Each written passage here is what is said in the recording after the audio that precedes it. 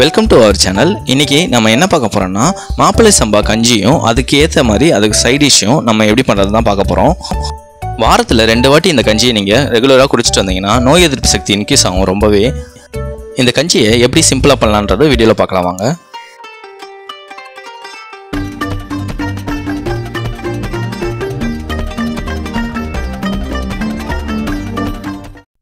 First மாப்பிள்ளை சம்பா அரிசியை இந்த மாதிரி ஒரு பவுலில் 150 கிராம் அளவு எடுத்துக்கோங்க.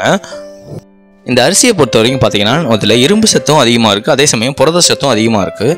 இதில் ஒரு 3 மணி நேரம் தண்ணியில் பார்த்தீங்கன்னா ஒரு 3 மணி நேரம் நல்லா ஊற வச்சுருங்க. 3 மணி நேரம் நல்லா ஊற வச்சா தான் இந்த அரிசி நம்ம கஞ்சி செய்கிறதுக்கு ரெடி ஆகும். அப்படி இல்லைனா உங்களுக்கு இந்த அரிசி வேகாமல் இருக்கும். நல்லா 3 மணி நேரம் ஊற வச்சுட்டு அந்த தண்ணியெலாம் இருத்துட்டு பார்த்தீங்கன்னா இதை ஒரு குக்கரில் ஆட் பண்ணிக்கோங்க. எல்லாத்தையும் இதை குக்கரில் ஆட் பண்ணிக்கோங்க. ஆட் பண்ணிவிட்டு நம்ம எந்த கப்பில் நம்ம அரிசி எடுத்தோமோ அதே கப்பில் பார்த்தீங்கன்னா ஒரு 4 கப் அளவு தண்ணி விட்டுக்கோங்க. நம்ம கஞ்சி செய்கிறதுனால 4 கப்பு அளவு தண்ணி விடுறோம். இதை நீங்கள் சோறாக வடித்து சாப்பிட்ணுன்னா 2 கப் அளவு தண்ணி விட்டாலே நீங்கள் போதும். இந்த மாதிரி 4 கப் அளவு நம்ம எந்த கப்பில் எடுத்தோமோ அதே மாதிரி 4 கப் அளவு தண்ணி விட்டுக்கோங்க. இந்த அரிசியை பொறுத்த வரைக்கும் பார்த்தீங்கன்னா நார் சத்து ரொம்பவே அதிகமாக இருக்குது. அதனால் செரிமான பிரச்சனை இருக்கவங்க பார்த்தீங்கன்னா இந்த அரிசியை ரெகுலராக எடுத்துகிட்டு வாங்க. ரெகுலராக எடுத்துகிட்டு வந்தீங்கன்னா உங்களுக்கு அந்த ப்ராப்ளம் சீக்கிரமாக க்யூர் ஆகுறது நல்லாவே தெரியும். 4 கப்பு தண்ணி விட்டுட்டு குக்கரை மூடிட்டு பார்த்தீங்கன்னா 2 விசில் வரைக்கும் வெயிட் பண்ணிவிட்டு ஒரு 10 நிமிஷம் சிம்மில் வச்சு நல்லா வேக வச்சுருங்க. அது வெந்துட்டு இருக்க டைமில் பார்த்தீங்கன்னா நம்ம சைட் டிஷ் நம்ம ரெடி பண்ணிக்கலாம். ஃபஸ்ட்டு உளுந்து பார்த்தீங்கன்னா நீங்கள் இந்த மாதிரி ஒரு சின்ன கப்பில் எடுத்துக்கோங்க. நெக்ஸ்ட்டு பூண்டு ஒரு 3 பல் அளவு எடுத்துக்கோங்க. அதுக்கப்புறம் புளி கொஞ்சமாக எடுத்துக்கோங்க. அதுக்கப்புறம் பார்த்தீங்கன்னா காஞ்ச மிளகா 2 காஞ்ச மிளகா ஆட் பண்ணிக்கோங்க. ஆட் பண்ணிவிட்டு இதை நல்லா வறுத்துக்கோங்க. எண்ணெய் விடாமல் நல்லாவே வறுத்துக்கோங்க. நல்ல பொன்னிறமாக வர அளவுக்கு நல்லா வறுத்ததுக்கப்புறம் பார்த்தீங்கன்னா இதை ஒரு 10 நிமிஷம் நல்லா ஆற வச்சுருங்க. ஃபேன் காற்றுல ஆற வச்சுட்டு இதுக்கப்புறம் பார்த்தீங்கன்னா நான் அரைச்சிருங்க. இதை மிக்சியில் போட்டு நல்லா அரைச்சிக்கோங்க. தண்ணி விடாமல் ஃபஸ்ட்டு நல்லா அரைச்சிக்கோங்க. இந்த மாப்பிள்ளை சம்பா கஞ்சியை பொறுத்த வரைக்கும் பார்த்தீங்கன்னா இந்த சைட் டிஷ் நம்ம பண்ணுறோம் பார்த்தீங்களா, இது சேர்த்து வச்சு சாப்பிடும்போது ரொம்பவே டேஸ்ட்டாக இருக்கும்.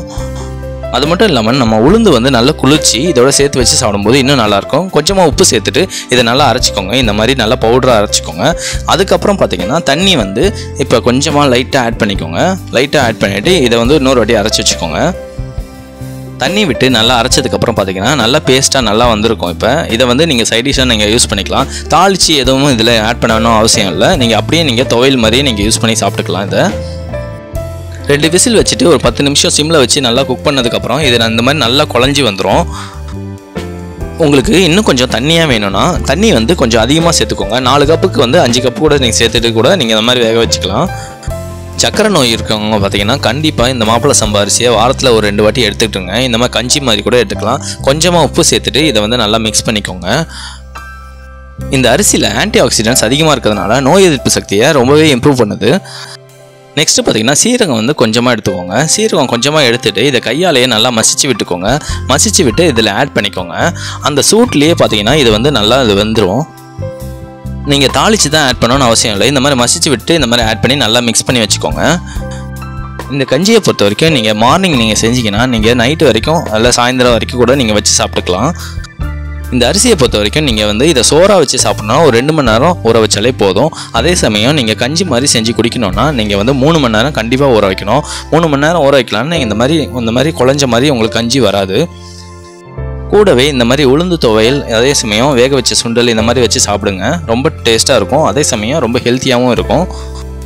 வெயிட் லாஸ் பண்ணணும்னு நினைக்கிறவங்க இந்த மாப்பிள்ளை சம்பா கஞ்சியை நீங்கள் ரெகுலராக எடுத்துகிட்ருங்க. உங்களுக்கு நல்ல டிஃப்ரென்ஸ் தெரியும். இந்த வீடியோ பிடிச்சிருந்தா நீங்களும் வீட்டில் ட்ரை பண்ணி பாருங்கள். மறக்காமல் லைக், கமெண்ட் அண்ட் சப்ஸ்கிரைப் பண்ணிவிடுங்க. தேங்க்யூ.